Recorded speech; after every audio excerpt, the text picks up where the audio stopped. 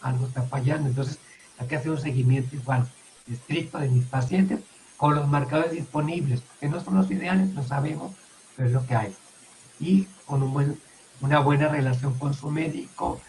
Quizá la época de la pandemia nos ha enseñado a la telemedicina a distancia, platicarle al médico qué está pasando conmigo, con mi paciente, con mi hijo, y creo que podemos aprovechar estas herramientas para la vigilancia y seguimiento.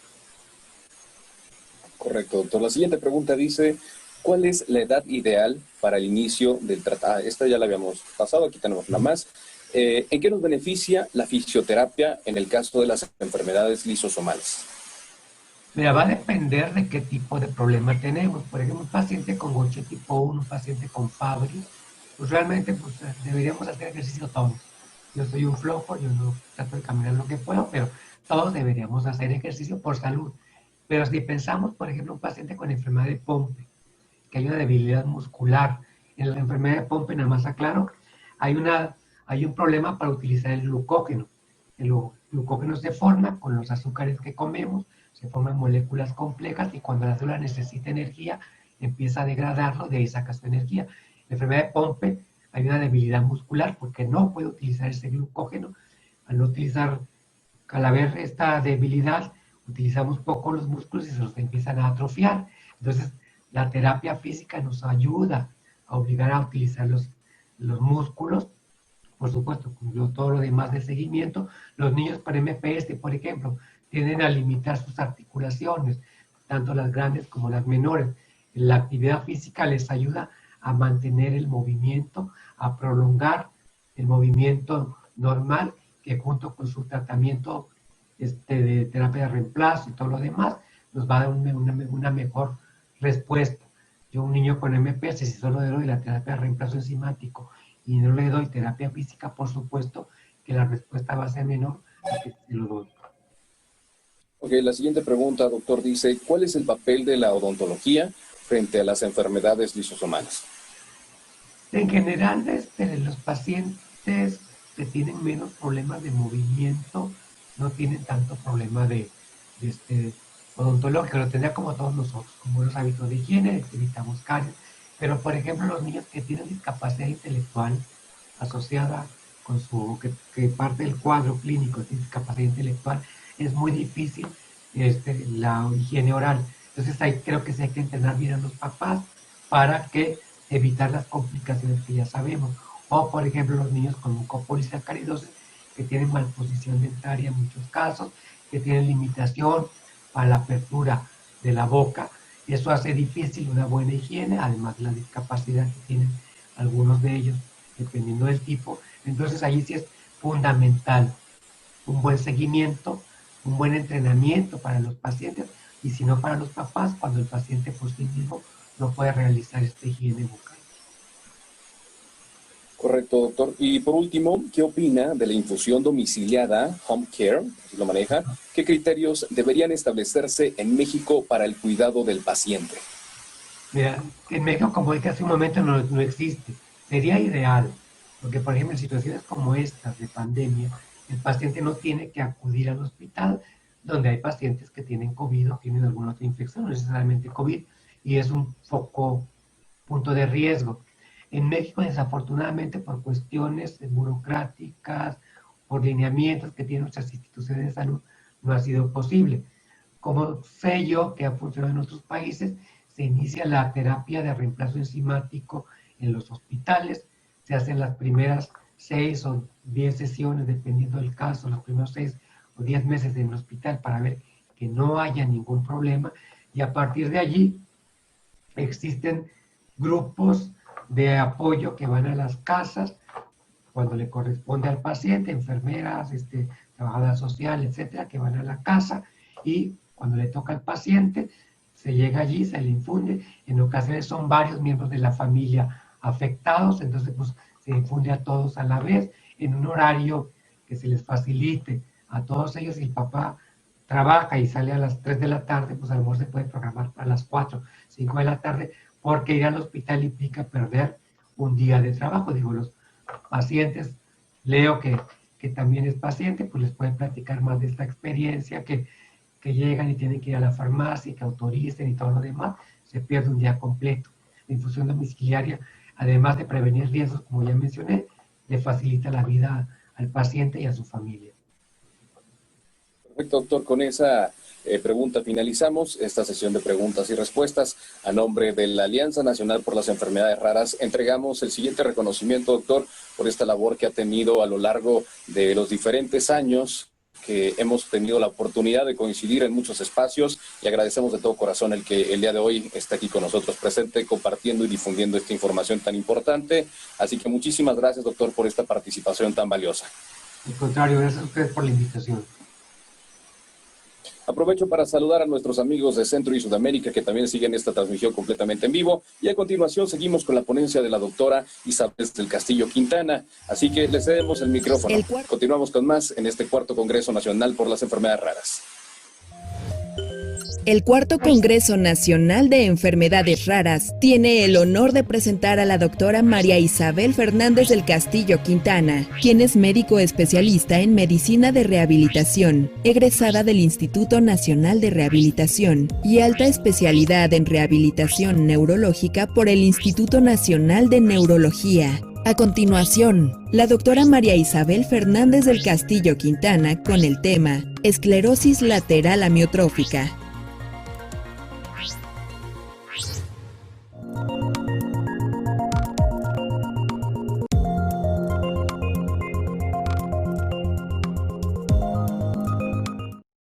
Hola, ¿qué tal? Buenas tardes. Muchas gracias por la invitación. Y me han invitado para que platiquemos sobre una enfermedad que es la esclerosis lateral amiotrófica. Sus siglas son ELA o ALS por sus siglas en inglés. Yo vengo y trabajo con la asociación GILA, que se dedica a la ayuda, asistencia y orientación de pacientes con diagnóstico de esta enfermedad. Bueno, a lo mejor algunos de ustedes han escuchado hablar de ella. Hubo hace algunos años un challenge, Bucket Challenge, donde la gente se tiraba una cubeta con hielos, agua helada, y era para apoyar la investigación en torno a este padecimiento. La esclerosis lateral amiotrófica es una enfermedad degenerativa de tipo neuromuscular, donde las células que se dañan son las motoneuronas, las cuales van disminuyendo gradualmente su funcionamiento y mueren. Y es así como provocan una parálisis muscular progresiva. De hecho, de ahí viene el nombre de esclerosis lateral amiotrófica. La esclerosis lateral se refiere a la pérdida de las fibras nerviosas de estas motoneuronas, las cuales sufren una esclerosis, es decir, una cicatrización glial de estas motoneuronas. Y el término amiotrófico se refiere a la atrofia muscular que se produce por la inactividad muscular crónica. ¿Sí? Es decir, que el músculo deja de recibir las señales nerviosas por el daño en estas motoneuronas y es la causa de la atrofia muscular. De ahí viene el nombre de esclerosis lateral amiotrófica. Distinto a lo que es, muy distinto a otro tipo de enfermedad, la esclerosis múltiple, pero que con frecuencia por el término esclerosis se confunden. Bueno, como les decía, es una enfermedad degenerativa que ocasiona debilidad, discapacidad y eventualmente la muerte. ¿Sí? El promedio de vida de una esclerosis lateral amiotrófica pura es de 3 a 5 años. A este padecimiento se le conoce también como de Lou Gehrig disease, ya que este beisbolista famoso presentó este padecimiento y por eso el acrónimo es Lou Gehrig, ¿no? Otros personajes conocidos, bueno, en México, Tony Flores, comediante mexicano, que lo padeció y ya se nos fue, y el físico conocido como Stephen Hawking, aunque él presentaba un tipo poco común de esclerosis lateral amiotrófica, saben que vivió muchos años con este padecimiento, que no suele ser lo común. En los últimos años, bueno, se ha asociado mucho a un trastorno degenerativo también a nivel frontotemporal y por eso se ha considerarla dentro de las enfermedades neurodegenerativas como el Alzheimer, Parkinson o la enfermedad de Huntington. No todos los pacientes presentan la mutación que se asocia a la demencia frontotemporal, pero sí se ya han hecho los estudios en los que se ve una asociación en algunos casos. Es decir, la mutación y la alteración cuando alguien presenta la esclerosis lateral amiotrófica puede ser que presente una ELA pura o una ELA asociada con una demencia frontotemporal o una demencia frontotemporal pura, ¿sí? Se ha propuesto la asociación con las enfermedades neurodegenerativas como el Alzheimer, Parkinson y Huntington, ya que aunque tienen etiologías potencialmente distintas, comparten una vía común final. Pero son algunos casos, pocos casos, los que llegan a esta demencia frontotemporal. Lo comento porque ya es lo que también se ha estudiado y se conoce que en algunas situaciones se presenta así. Realmente la causa de la ELA es desconocida, no sabemos qué la ocasiona, ¿sí? Y se clasifica como una ELA esporádica, que es alrededor de un 90-95% de los casos, y en algunas situaciones, entre el 5 y el 10% de las personas, pueden tener un ELA familiar, que tiene un tipo de transmisión autosómica dominante. Ahí se tienen que hacer los estudios genéticos para saber si está asociado a la familiar, ¿no? Pero realmente la mayoría de los casos, pues es una situación, un caso esporádico en una familia. La enfermedad de la esclerosis lateral amiotrófica afecta principalmente a personas mayores de 40 años, aunque no exclusivamente, pueden haber casos de personas más jóvenes, y el pico de la enfermedad se suele presentar entre los 60 y los 70 años de edad, ¿no? De presentación. Y también se ha visto que es más frecuente en varones. Bueno, en México tenemos unas cifras aproximadas. Se estima que 7 de cada 100,000 habitantes padecen de ELA, ¿sí?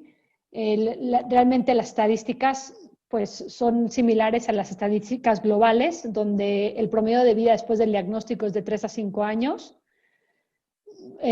Predominan las edades entre 40 y 60 años y también se ha visto una mayor afectación en hombres que en mujeres, ¿sí? Bueno, tenemos casos en toda la República.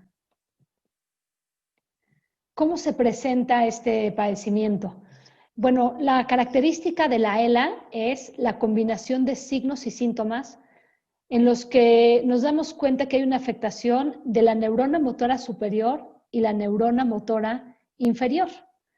Por ejemplo, me refiero a que las lesiones de la neurona motora superior van a ser resultado de la degeneración de las neuronas que se encuentran a nivel frontal en el área motora 4 de Brodmann y en los axones de estas neuronas. Y los hallazgos de los signos y síntomas de la neurona motora inferior son como consecuencia de la degeneración de las neuronas motoras inferiores, ya sea en el tronco encefálico y en la médula espinal, produciendo una denervación muscular que nos lleva a la subsecuente atrofia, pérdida de fuerza, debilidad. La pérdida de neuronas motoras va a dar como resultado justamente estos síntomas clínicos primarios y los signos de la ELA, ¿sí? Afectan principalmente a las extremidades, al área vulvar, al esqueleto axial y a la función respiratoria. La mayoría de las personas con este padecimiento, en un 80%, van a presentar un inicio del padecimiento con una debilidad asimétrica de las extremidades. Este es el modo más común de la presentación de la ELA. También puede haber un inicio en la lesión de las extremidades, sobre todo a nivel distal, ¿sí? Es decir, debilidad en la mano, aunque también puede comenzar con una debilidad proximal en la cintura escapular. En las extremidades inferiores, de igual modo que en las superiores, por lo general se inicia con una debilidad distal, sobre todo en la dorsiflexión del pie. 20% de los pacientes pueden presentar un inicio del padecimiento con manifestaciones vulvares, es decir, con dificultades para tragar, la disfagia, o con dificultades en el habla. Y los patrones menos comunes de ELA van a incluir, de presentación, es que se empiece con una debilidad muscular respiratoria en un menos del 3%, o una debilidad generalizada, tampoco es común así, o en el esqueleto axial, es decir, con caída de la cabeza o debilidad en la extensión del tronco. Este tipo de presentación suele ser poco común, aunque no hay que descartarlo. Conforme avanza el cuadro clínico, pues se va presentando la debilidad y la atrofia muscular, la fatiga, ¿sí? Siempre va a requerir mayor gasto de energía para realizar los movimientos, falta de coordinación en los movimientos, espasmos, calambres, fasciculaciones, y un dato de neurona motora superior sería encontrar los reflejos osteotendinosos aumentados. En este video pues vemos una presentación clásica de fasciculaciones en la lengua,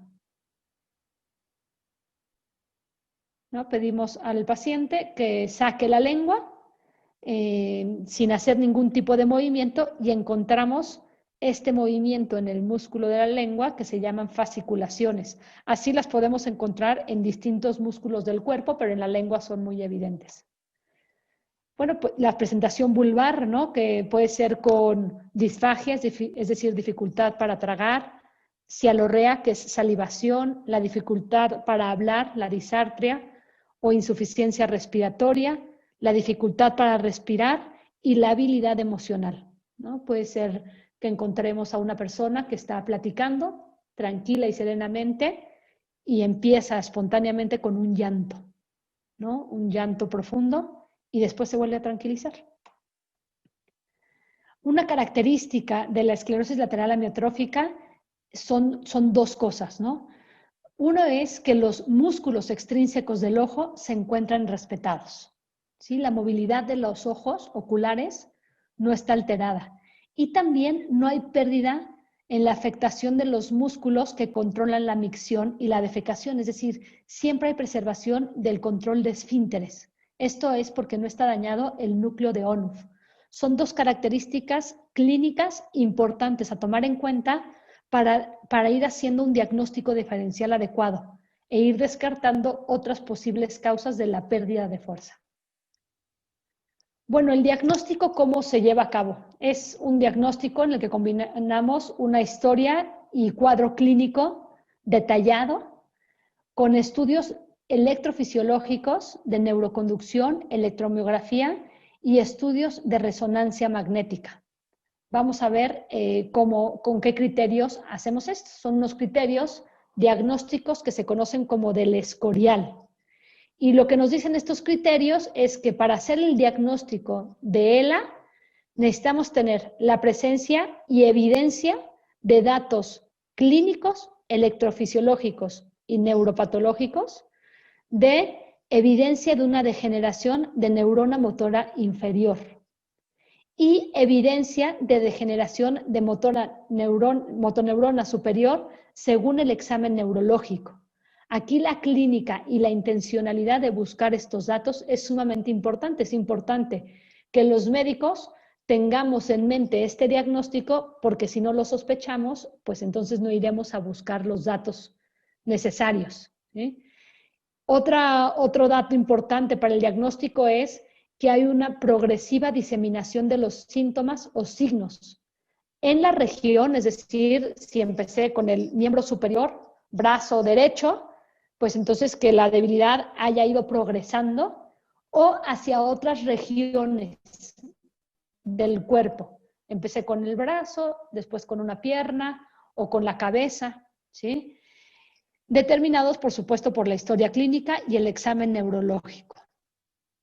También para hacer el diagnóstico es importante la ausencia de algún dato por electromiografía, ¿sí?, o patológico que explique estos datos clínicos de lesión de neurona motora superior y neurona motora inferior, y también descartar a través de la neuroimagen, es decir, la resonancia magnética, algún otro procedimiento que me justifique estos datos clínicos, ¿sí?, y electrofisiológicos.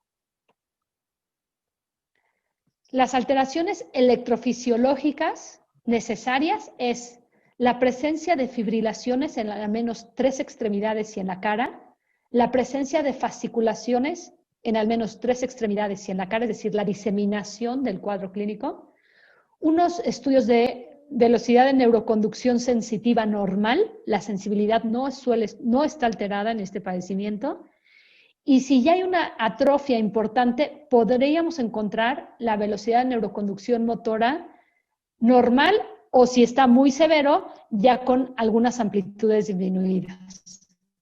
Lo que sí es que en el examen electrofisiológico, la electromiografía es importante y hay que encontrar datos de reinervación o de nervación por medio de anormalidades en el potencial de acción único motor y en el reclutamiento disminuido. Es decir, que se vea ya cierto daño en el músculo por denervación o con datos de un intento de reinervación.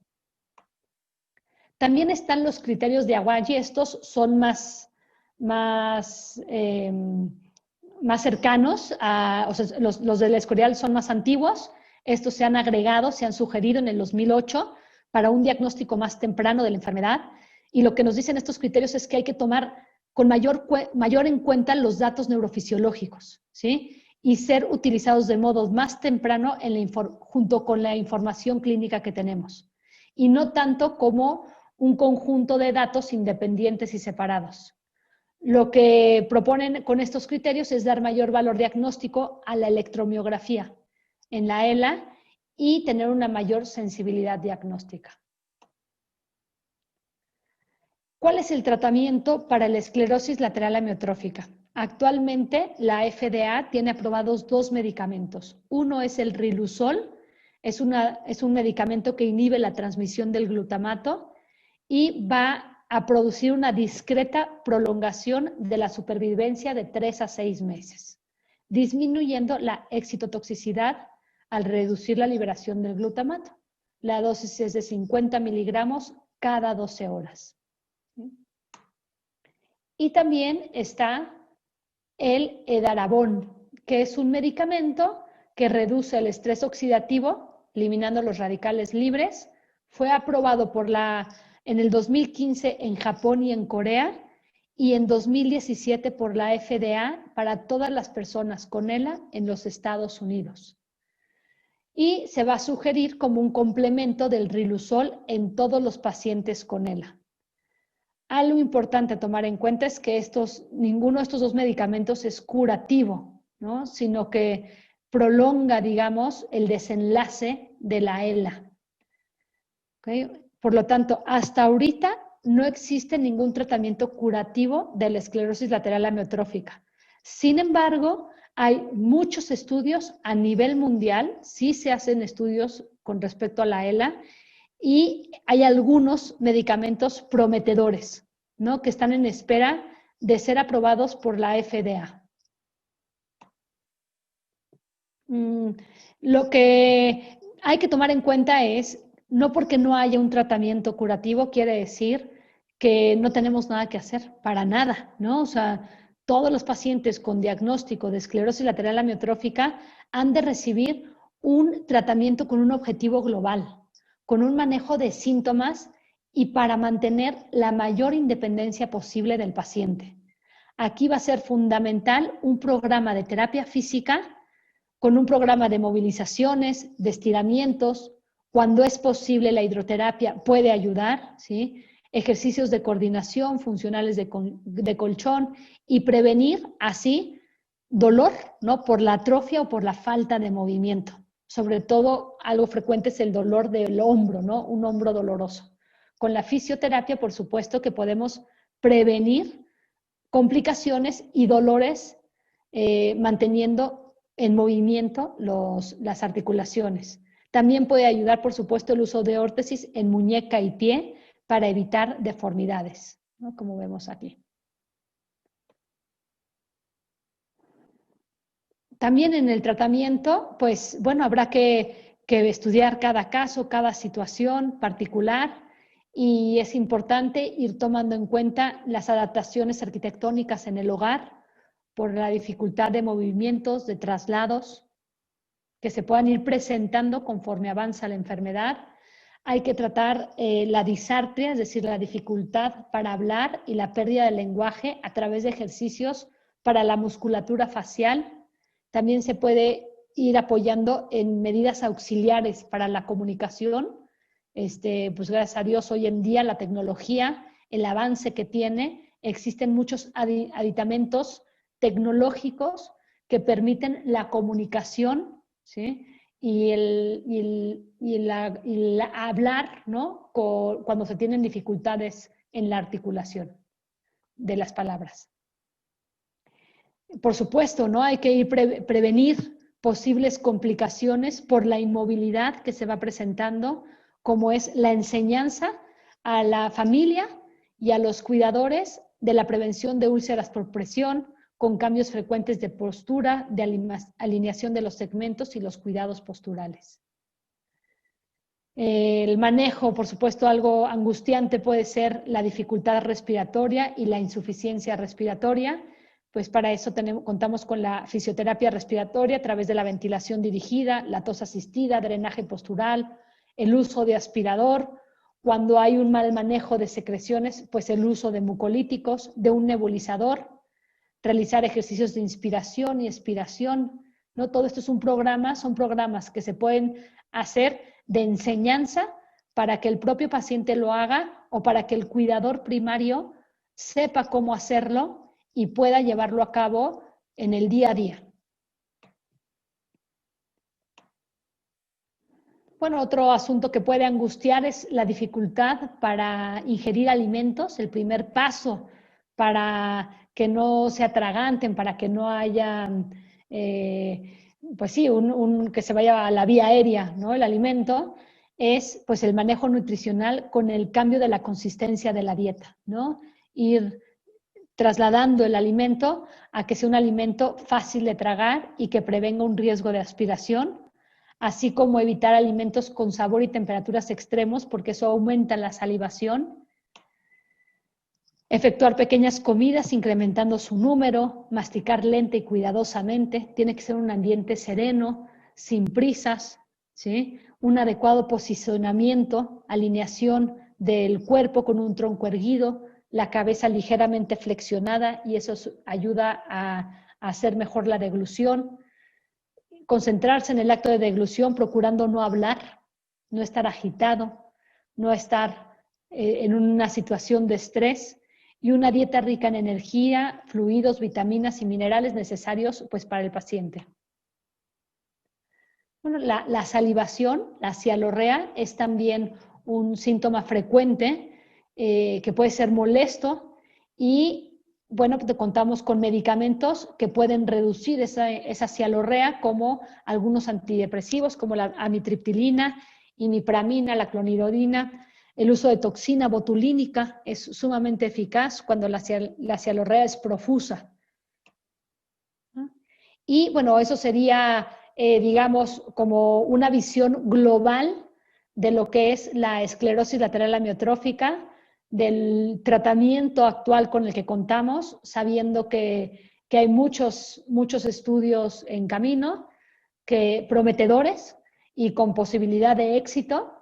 Y bueno, pues yo, como les digo, apoyo a la Asociación Gilia, que tiene alianzas con distintas instituciones como el Instituto Nacional de Neurología y Neurocirugía aquí en la Ciudad de México, para referir pacientes y complementar servicios, con la Fundación Teletón y en el Instituto Nacional de Ciencias Médicas y Nutrición Salvador Subirán, también en la Ciudad de México. Pero cuentan con un apoyo, con una red de apoyo a nivel de la República, ¿no? Es una asociación que se ha posicionado como pues, de las principales que manejan, ayudan y orientan al paciente y a la familia con esclerosis lateral amiotrófica. Y pues eso es todo lo que tengo yo para ustedes. No sé si tengamos algunas dudas.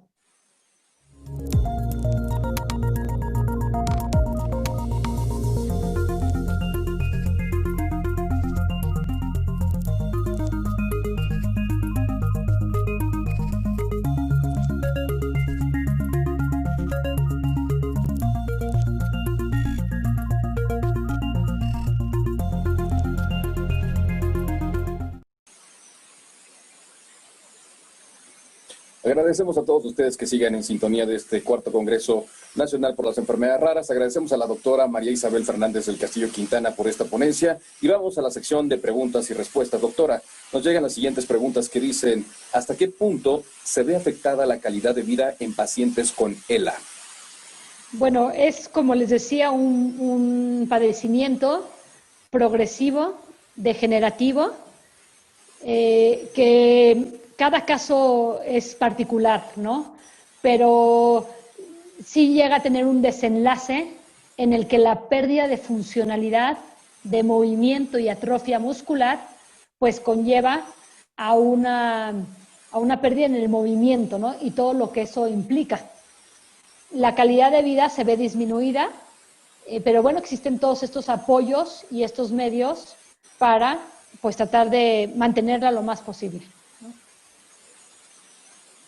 Correcto, doctora. La siguiente pregunta dice: ¿qué esperanza de vida tienen los pacientes con ELA?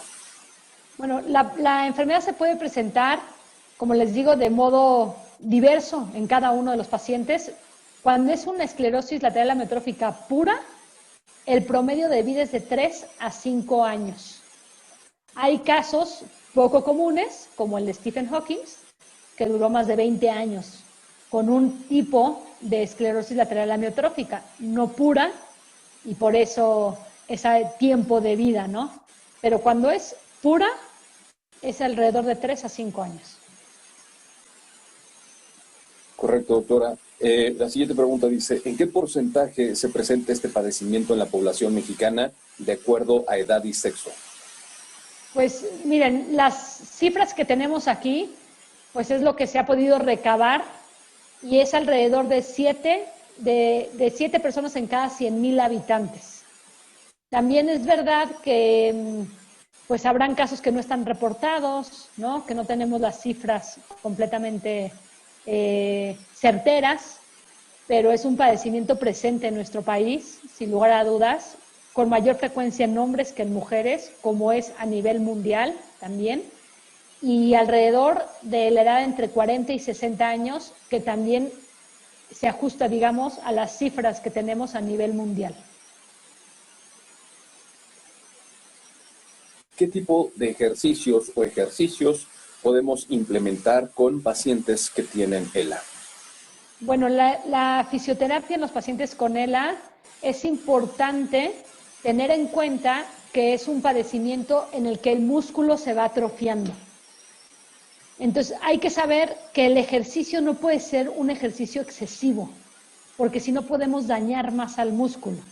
Es más bien un ejercicio a base de movilizaciones y estiramientos principalmente para mantener los rangos de movimiento en las articulaciones y prevenir de ese modo contracturas y futuro dolor por la falta de movimiento. Lo que no hay que hacer en este tipo de padecimientos es un ejercicio excesivo, porque dañamos más al músculo. ¿Sí? Es más bien a base de movilizaciones, estiramientos, cambios de posición, ¿sí? Y mantener el mayor tiempo posible pues, la funcionalidad del sistema musculoesquelético. Y por último, la última pregunta que nos llega, gracias a la gente que amablemente entró a hacer sus votaciones, dice: ¿el uso del Riluzol y Edarabón ha mostrado un retardo significativo en el avance de la enfermedad?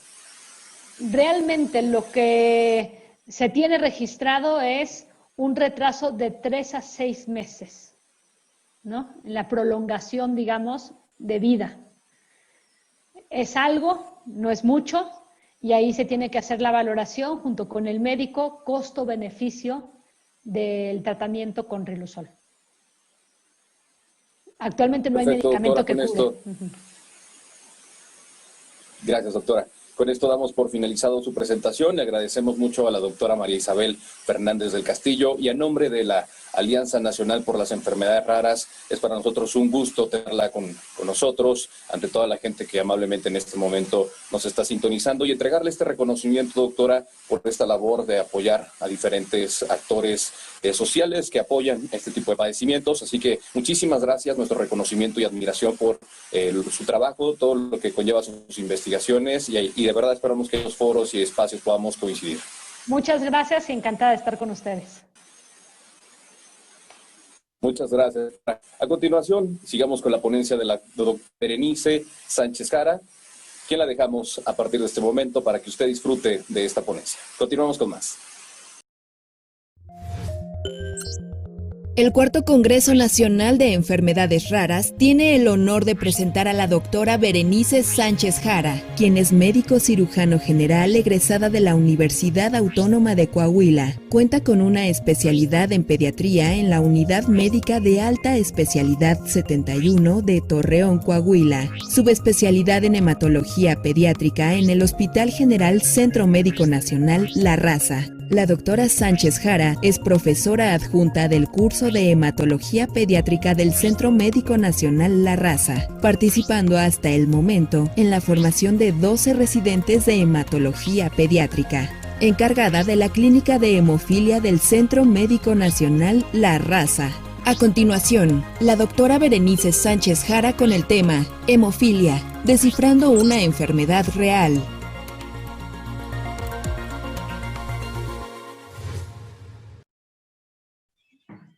Buenas noches.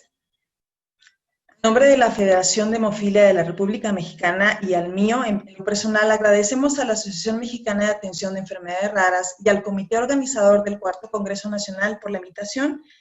Es para nosotros